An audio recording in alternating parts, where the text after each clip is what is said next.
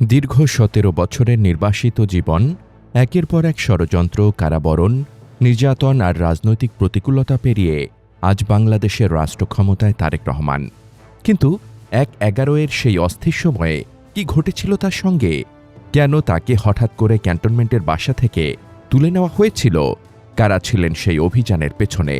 আর কী ধরনের নির্যাতনের মুখোমুখি হতে হয়েছিল তাকে, যার অনেক কিছুই এতদিন ছিল আড়ালে? সম্প্রতি এক অনুসন্ধানী প্রতিবেদনে উঠে এসেছে সেই সময় নানা চাঞ্চল্যকর তথ্য। বিশেষ করে ২০০৭ সালের ৭ মার্চ রাতে কিভাবে তারেক রহমানকে গ্রেপ্তার করা হয়, সেই ঘটনার বিস্তারিত বর্ণনা প্রকাশ করেছে দৈনিক মানবজমিন পত্রিকা। আজকের আয়োজনে আমরা তুলে ধরব সেই আলোচিত প্রতিবেদনের গুরুত্বপূর্ণ সব তথ্য ও অজানা ইতিহাস। রাজনীতির অন্তরালে এমন আরও তথ্য, ইতিহাস ও বিশ্লেষণ জানতে আমাদের চ্যানেলটি সাবস্ক্রাইব করে বেল আইকনটি অন করে রাখুন। জানা যায়, ঊর্ধ্বতন সেনা কর্মকর্তাদের নির্দেশে কর্নেল অবসরপ্রাপ্ত ইমরান মইনুল রোডের বাসভবন থেকে তাকে সুনির্দিষ্ট কোনো অভিযোগ ছাড়াই গ্রেপ্তার করে ডিজিএফআই-এর জয়েন্ট ইন্টারোগেশন সেলে নিয়ে যান। জেনারেল মঈন ও ব্রিগেডিয়ার জেনারেল এটিএম আমিনের উপস্থিতিতে আর্মি হেডকোয়ার্টারে তারেক রহমানকে গ্রেপ্তারের এই সিদ্ধান্ত নেওয়া হয়। মেজর ইমরানের দেওয়া তথ্য অনুযায়ী একজন রানার ও একজন ড্রাইভার নিয়ে তিনি মইনুল হোসেন রোডস্থ খালেদা জিয়ার বাসভবনে উপস্থিত হন। এ সময় বাসভবনের চারপাশে আইনশৃঙ্খলা বাহিনীর কড়া উপস্থিতি ছিল। মেজর ইমরান বাসভবনের মেইন গেট দিয়ে প্রবেশ করে বাড়ির ভেতরে নিজ গাড়িতেই অবস্থান নেন। আনুমানিক ৩ ঘণ্টা পর তারেক রহমান বাসভবন থেকে বের হলে মেজর ইমরান তাকে নিয়ে গাড়িতে ওঠেন, নিয়ে যান নির্ধারিত গন্তব্যে। কিছু দূর এগিয়ে যাওয়ার পর মেজর ইমরানের সঙ্গে থাকা রানার তারেক রহমানের মুখ কালো কাপড় দিয়ে ঢেকে দেন। এ সময় তারেক রহমান জানালা খোলার জন্য অনুরোধ করেন, কিন্তু নিরাপত্তার কারণ দেখিয়ে মেজর ইমরান তা নাকচ করে দেন।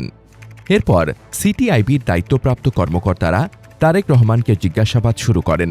সিটিআইবির তৎকালীন ভারপ্রাপ্ত colonel GS lieutenant colonel Saiful Islam Joardar সেখানে উপস্থিত ছিলেন। তার নির্দেশেই অন্য কর্মকর্তারা বিশ্রী ভাষায় তারেক রহমানকে গালিগালাজ করেন। জেআইসিতেই তারেক রহমানকে ৩-৪ দিন রাখা হয়। সেখানে তাকে ঘণ্টার পর ঘণ্টা চোখ বেঁধে রাখা হয়, হাত বাঁধা অবস্থায় ঝুলিয়ে রেখে নির্যাতন করা হয়। দীর্ঘ সময় একটানা তার উপর শারীরিক নির্যাতন চালানো হয়, যা ছিল অমানবিক, বর্বরোচিত। তারেক রহমানকে ২ বার জেআইসিতে আনা হয়। ২০০৭ সালের ডিসেম্বর মাসে টানা কয়েকদিন জেআইসিতে তাকে জিজ্ঞাসাবাদ করা হয়।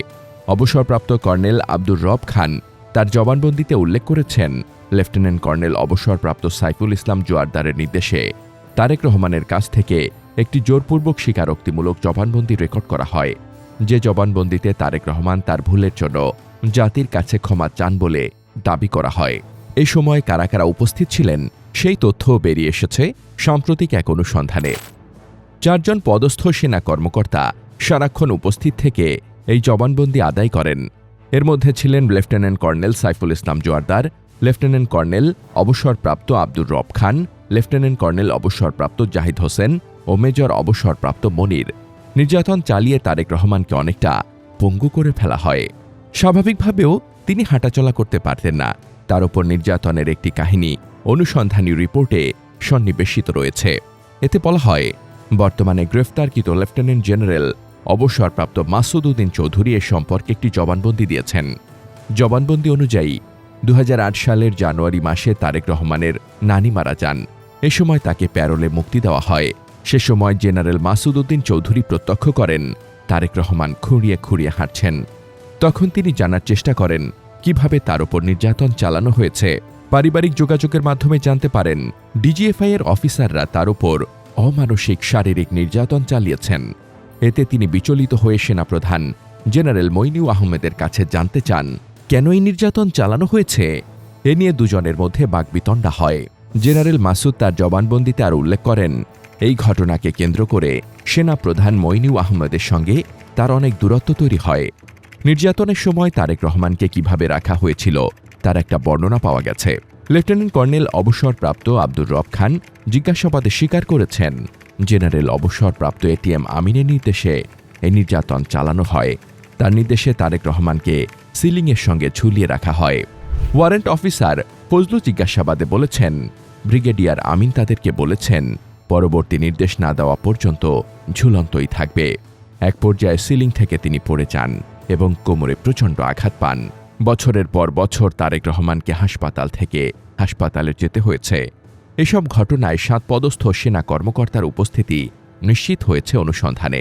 এই অফিসাররা হলেন ব্রিগেডিয়ার জেনারেল অবসরপ্রাপ্ত এটিএম আমিন, তৎকালীন সিটিআইবির পরিচালক, ব্রিগেডিয়ার জেনারেল অবসরপ্রাপ্ত চৌধুরী ফজলুল বারী, তৎকালীন সিটিআইবির পরিচালক, লেফটেন্যান্ট কর্নেল অবসরপ্রাপ্ত সাইফুল ইসলাম জোয়ারদার, তৎকালীন ভারপ্রাপ্ত colonel GS CTIB, lieutenant colonel অবসরপ্রাপ্ত আফজাল নাসের চৌধুরী, তৎকালীন জেএসও 1, লেফটেন্যান্ট কর্নেল অবসরপ্রাপ্ত আব্দুর রব খান, তৎকালীন জেআইসি অধিনায়ক সিটিআইবি, লেফটেন্যান্ট কর্নেল অবসরপ্রাপ্ত মোহাম্মদ ফরিদ উদ্দিন, তৎকালীন জেএসও 1 এবং মেজর অবসরপ্রাপ্ত মনির, তৎকালীন জেএসও 2 সিটিআইবি।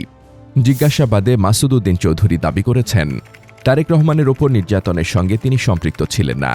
জেনারেল মঈন তাকে অন্যত্র পোস্টিং দিয়েছিলেন, পিএসও হিসেবে দায়িত্ব পালন করছিলেন।